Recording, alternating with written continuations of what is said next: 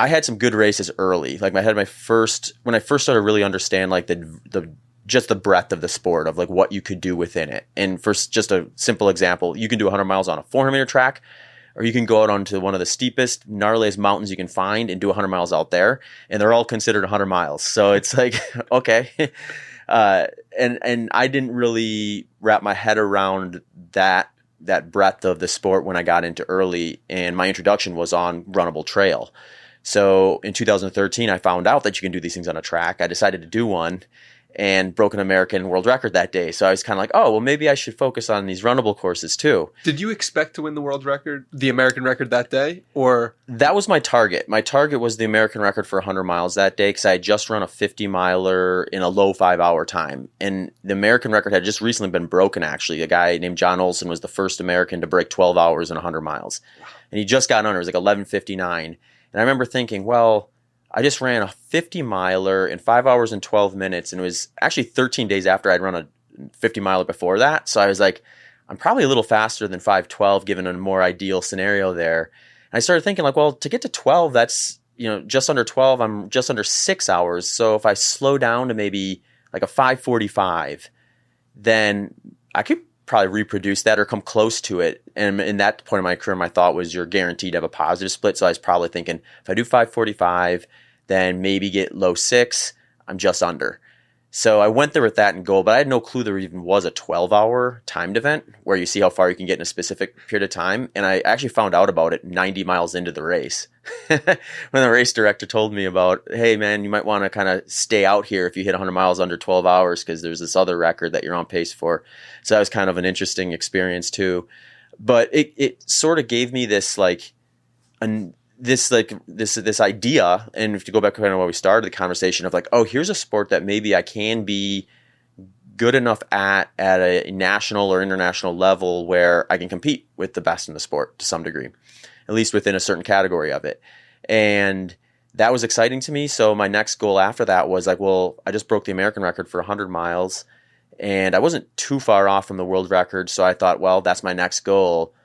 It ended up taking me nearly 6 years to do it, but I got there. And in that time frame between running the American record the first time and breaking the world record in 2019 at the time, I learned why I really like the sport, and I actually learned what my actual motivation was. Because when I first got down to that, my motivation was the world record. Like, that was it. And when I think back about that, had I broke that shortly thereafter, like say in 2014 early, I'd gone and broke that world record, I don't think I would have been in a good place to do it. I think I would have saw that as something that I achieved and wanted to hold on to, and saw that as the record itself being the value.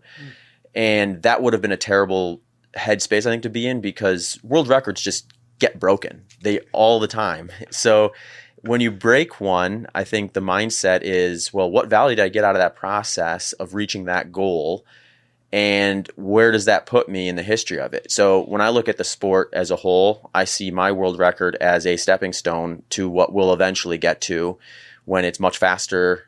I mean, it's already faster than I did it, but when it's much faster than that even, it'd be kind of cool just to think about, like, yeah, this is how all sports really do work. You have these like degrees of ability that we know within a certain time frame, and then both technology and just improved protocols, and then ultimately probably just dearth of talent above and beyond what you're typically getting, to the point where now you get to the point where you have really marginal spots where we're breaking records by fractions of a second or a second in some cases, where I think it'll be cool when ultramarathoning gets to the day where it's like someone's coming down that last mile and it's really down to like 5 seconds as to whether they break that course record or they break that world record, versus, oh, so-and-so's 45 minutes ahead of course record, they're going to break it. The question's by how much?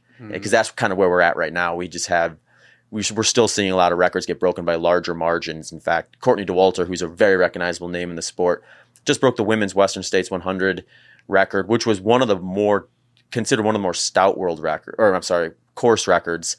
And she broke it by well over an hour. Wow. So it's like, there'll be a point, my guess is in 10 years or so, where it's just like the physiology of going that much faster is just no longer on the table, and it's like we're dealing with like I said, people finishing races with minutes left when we still don't know for sure if they're going to break it or not. And I think that's going to be exciting. Yeah, and the competition pool is going to increase tremendously as well, because there are going to be people who are 13 through 23 right now who are growing up looking up to you and Courtney and being like, oh, I'd like to do that someday. And you're leading the way for them to put it in their mind. I mean, how many kids when you were growing up were like, I could run 100 miles someday? Yeah. Like very, very few. And now we're in this position where you are leading the charge forward, which is a really exciting thing. That actually is interesting, because when I was a teenager, I didn't even wrap my head around 100 miles in a week. In fact, my college cross country coach told me about how much the juniors and seniors were running. And I remember thinking, I'll never run 90 miles in a week. That's ridiculous. So it's like, here we are today. And it's like, that's a daily activity when it's a race day. Yeah. so it's, like to think that, and I've had high school kids reach out to me and say, hey, I really think that sport is cool. I want to do one someday. And I'm just thinking, wow, that's awesome that they already know about it versus finding out about it maybe later in life just because they happen to bump into something odd like I did, where I was looking for a marathon and saw a 50 miler there. I was like, oh, well, maybe it's only 90 minutes from the house. Maybe I'll just try it and see what happens.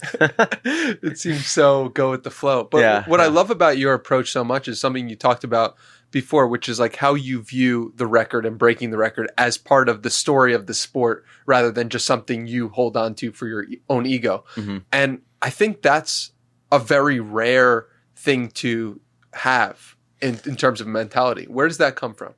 I think it probably is partly due to the way I look at it is I've had very local experiences through my life in sport versus big global experiences. I had a conversation with a guy named Steve Magnus, who he had a global perspective very early because he was one of the top runners at his age at a very young age. And in fact, he ran like a 4-minute mile in high school. So he was ranked national or internationally as a very young individual. And everyone's like, well, natural progression, he's going to be here. He's going to be our Olympic medalist. So he had his whole life planned out for him by other people. Wow.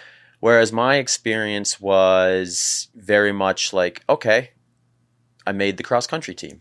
I made varsity. Oh, that's cool. Oh, I'm the third person on the varsity team. That's awesome. I'm scoring points for the team. To I'm the fastest runner on our cross country team. I made state, finished in the top 25 in cross country, make state in track. That sort of stuff where it was like I was introduced to the next phase of what I was ready for at a gradual enough pace where I knew sort of what was out there, but I didn't see it as something that was like, oh, that's mine to have or that's mine to aspire to. It was more, this is where I'm at right now, and this is what I want to achieve with it. And for one reason or the other, I didn't get too far ahead of myself, I guess.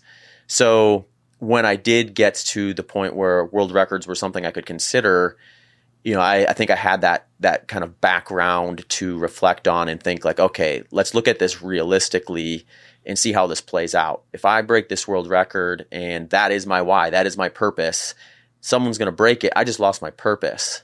I lost my reason for being. And it's like, is that really what I want? Is that what I want to be identified as versus just, someone who is a runner, someone who's an ultramarathon runner, someone who did well within his peers at the time that was competitive and then eventually passes off the torch to somebody else. It's like, well, that sounds way better. That sounds like a life I could enjoy. And then it allows me to cheer for other people too, because I'm not trying to defend something that is essentially a target for other people to reach their full potential. So I guess to maybe sum it up, in order for me to want that permanently, basically is committing to stunting the sport as a whole, because that would mean nobody goes faster than me and we don't get any better than that.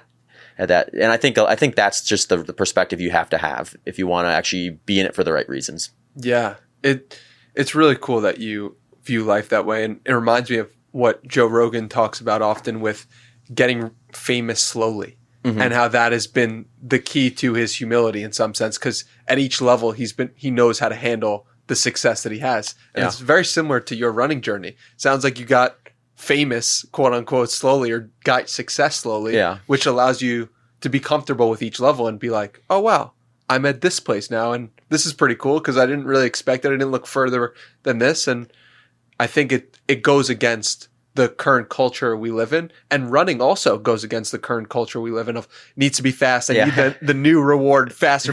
It's like, no, you need to do it slowly if you're going to be a successful runner. I've learned. Yeah. Which is nice. Yeah, it is. And I think it's also just something where you have a situation where, like, if you do manage to slow it down enough where it's coming at you a little slower, you don't miss a lot of the value that otherwise would just blow right past you. So, like, for example, like, someone reaches out to me and says, oh, I followed your race at such and such place, and I've already forgotten about that race. Like, it was something that I would have never even probably considered again had that person not reached out to me. And they said, and that got me interested in running, and then I did my first 50K yesterday. And I'm thinking, and then if I'm honest with myself, I'm like, that feels about as good as like doing well at a race, to hear that you encourage someone else to enjoy, to feel the value that you're feeling. You know, you shared that with them, and then you start recognizing, like, if you position yourself properly, you can see that sort of stuff a lot. You know, you can have people, you can increase the frequency in which people learn from you and send you those sort of messages. And then you can feel like you're actually part of building something versus trying to preserve something for yourself. Yeah, it's a beautiful mindset. Talk to me about self-doubt. You know, you have this quote here, which is like, the difference between a really solid run for 100 miles and one of your best performances really comes down to how many times you can push past the self-doubt. As the race goes on, those doubts pop up more often, and sometimes you reach a point you just can't push past anymore and you slow down. Mm-hmm. Talk to me about that idea. Yeah, this is one where this is one of the more, I think, interesting things about the sport, and I think it's probably one of the things that will keep me in it longer. Amongst other things, but one of it is, like, you have these experiences, I think, and I've probably been in the sport just long enough to recognize these different points where, you know, you do a race where you hit a spot where it's like this mental wall of like, okay, this is all the faster I can do. This is what I have. This is my potential. And usually afterwards you think back about it and think, well, maybe there's a spot here and a spot there. But you sort of have these sensations that pop up during the race, or these hurdles that you have to get over to kind of continue. And eventually, like, you slow down, or eventually you say, this is the fastest I can go. I'm not pushing any harder than this. And then inevitably you end up having a race down the road where you get to that point, but for whatever reason, you have a little bit more to give and you take that risk and it pays off. And then you sit there and you say, okay, I just leveled up, so to speak. So you can look at it as leveling up, or you can look back and like, I wonder what was different this time than those other times. Did I leave something on the table last time, or is this actually part of the progress? And I mean, I had a race in 2019, actually, when I broke the world record for 100 miles. I had that moment where I was like, there was a couple spots during that race where I hit a spot where in the past I would have been like, all right, I got to hold on for dear life, versus I need to keep on it and then eventually attack. So that experience gave me like a little bit of more insight into maybe where I was not mentally as strong in the past, and where I kind of limited myself possibly, or just didn't play my cards right on the day either and got a little too aggressive early, thinking that was going to be the move, and then fading late because I put too much out there early on, and just getting a better understanding of just something like pacing during a 100-miler as well. How does that translate to your own personal life? Yeah, that's a good question. I think a lot of it would be, if we're talking specifically about those breakthroughs, I think it's just limitations within other things where, you know, if I think to myself like, well, if I want to be good at running, I have to just run. I can't go and do other things. I need to be very kind of monk mode with that. Whereas I don't think that's the case. I think it's more of some people probably want to do that or need to do that for different phases, but I think that's not the long-term path forward. I think you need to use that same motivation and drive in other areas so you can see that happen in other areas of life. So whether it's podcasting, coaching, anything that's maybe part of what you're doing, but a different activity to some degree, I think building into those and learning those kind of follow the same path too, where it's I'm not going to wake up today, fire up the microphone and be the number one podcaster in the world, or even a reasonably good podcaster for that matter. This is going to be something where I might see little to no growth for years. Then I see like a little bump up because I tap into a new community or something like that. And then like kind of keep building and building and building. And then you start learning more things and realize, oh, had I done that back on year 2, this probably would have been better. And you start having that same mindset of kind of thinking, oh, I broke through there, I leveled up, but also thinking, oh, that would have been interesting if I had done that earlier. And you start recognizing that stuff. I think what that ends up doing is it puts you in a position to be thinking about those things in the moment versus in hindsight. So now when I'm doing something, I'm at least like in parallel thinking like, okay, am I doing something right now that in 5 years I'm going to look back and say, at the moment that felt like it was it. But if I had done this, maybe I would have gotten a little more value earlier on. I think that just refines the process for you. So there's maybe less friction for yourself when you're trying to build something or trying to pursue something that's new. If you enjoyed this clip, watch the full episode right over here, and don't forget to subscribe.